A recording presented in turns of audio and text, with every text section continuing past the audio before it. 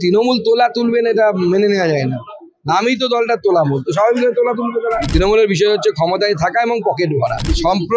সাম্প্রদায়িক চিন্তা ভাবনা সেটা অত্যন্ত ক্ষতিকারক, সেটা যে সম্প্রদায়ের হোক। আজকে মিটিং এ কি হলো? দেখুন, আজকে বর্ধিত রাজ্য কমিটির মিটিং ছিল।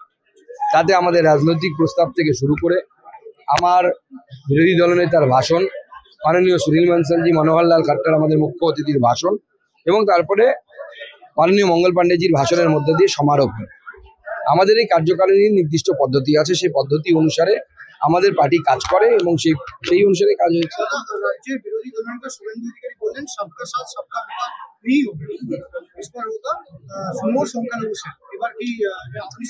দেখুন, প্রথম কথা হচ্ছে ভারতীয় জনতা পার্টির নির্দিষ্ট পদ্ধতি আছে, পার্টি সেই অনুসারে চলে। পার্টি অল ইন্ডিয়া স্ট্রাকচার অনুসারে চলতে হয়। তো আমাদের অল ইন্ডিয়া স্ট্রাকচারে আমাদের সংখ্যালঘু সেল আছে, অতএব আলাদা করে এখানে থাকবে না এটা তো হতে পারে না।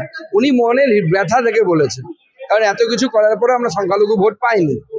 উনি আমাদের সংখ্যালঘু ভাই বোনেদেরকে 7 লাখ টাকা কাউকে আমাদের তরফ থেকে প্রধানমন্ত্রী রিলিফ ফান্ড থেকে পাইয়ে দেওয়া হয়েছে। উজালা যোজনার গ্যাস পেয়েছে সংখ্যালঘুরা, বাড়ি পেয়েছে প্রধানমন্ত্রী আবাস যোজনায়, রেশন পাচ্ছেন প্রতিদিন, কিন্তু তার প্রতিদান না পাওয়াতে উনি এই ধরনের মন্তব্য করেছেন।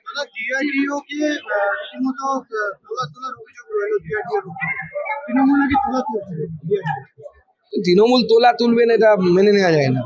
আমি তো দলটা তোলামূল, তো স্বাভাবিকভাবে তোলা তুলবে তারা।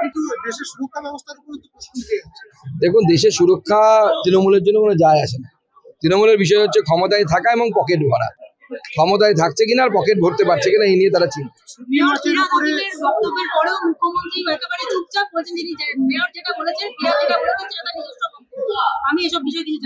দেখুন, আমি ফিরহাদ হাকিম সাহেবকে একটাই অনুরোধ করব যে আপনার দাওয়াতে ইসলাম আপনি আপনার ঘর থেকে শুরু করুন, মানে চ্যারিটি বিগিনস অ্যাট হোম। তো আপনাকে যদি দাওয়াত দিতে হয় ইসলামে যাওয়ার, তো মমতা বন্দ্যোপাধ্যায়, অভিষেক বন্দ্যোপাধ্যায়, তার স্ত্রী, এদেরকে আগে কনভার্ট করুন, তারপরে বাংলার মানুষকে এসব বলতে আসবেন। আগে করে দেখেন নিজের ঘরে পরিষ্কার। আপনি যেটা বলছেন পাপী আমরা, অভাগা, যারা মুসলিম ধর্মে জন্মগ্রহণ করিনি, তাহলে আপনার আশেপাশে তো মুসলিম ধর্মে যারা জন্মগ্রহণ করেনি তারা আছেন, আগে তাদেরকে কনভার্ট করুন। লোকসভা ভোটের পর থেকে যেভাবে সংখ্যালঘু নেতাদের দাপট বেড়েছে, তাদের তো সাধারণ মানুষ এবার ভয় পাচ্ছে যে বাংলাটাও বুঝিয়ে এবার তার রাজনৈতিক প্রস্তাব পেশ করেছেন, তাতে এই বিষয়টি এসছে। যখন দেশ ভাগ হয়েছিল জিন্না বাংলাকে নিতে চায়নি, কারণ কলকাতা ছাড়া ছিল। তো সেই সময় সোহরাওয়ার্দী জিন্নাকে বুঝিয়েছিল যে আপনি পাকিস্তানে নিয়ে নিন, পরবর্তী সময় ডেমোগ্রাফিক চেঞ্জ করে আমরা আস্তে আস্তে পশ্চিমবঙ্গকে দখল করে নেব। প্ল্যানিং চলছে, বাংলার মানুষকে বুঝতে হবে আগামী দিনে বাংলার ভবিষ্যৎ কি। সাম্প্রদায়িক চিন্তা ভাবনা সেটা অত্যন্ত ক্ষতিকারক, সেটা যে সম্প্রদায়ের হোক।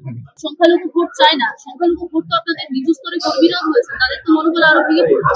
দেখুন, উনি তার নিজের হৃদয়ের ব্যথা থেকে এই কথাগুলো বলেছে। মানুষ মাঝে মাঝে অভিমান করে, স্বামী স্ত্রী অভিমান হয়, তখন অনেক কথা বলে দিই। আমাদের যা পার্টি সিস্টেম সেই অনুসারে পার্টি চলবে।